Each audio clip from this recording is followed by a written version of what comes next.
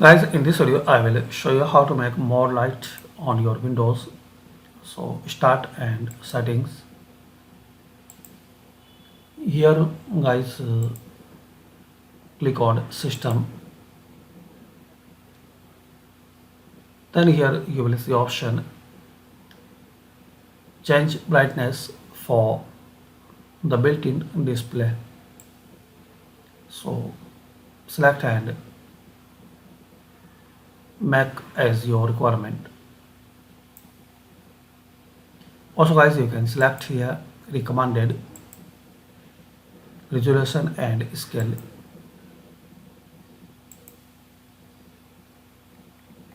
Then close it and restart. So this way you can make more light in your Windows laptop. Thanks for watching.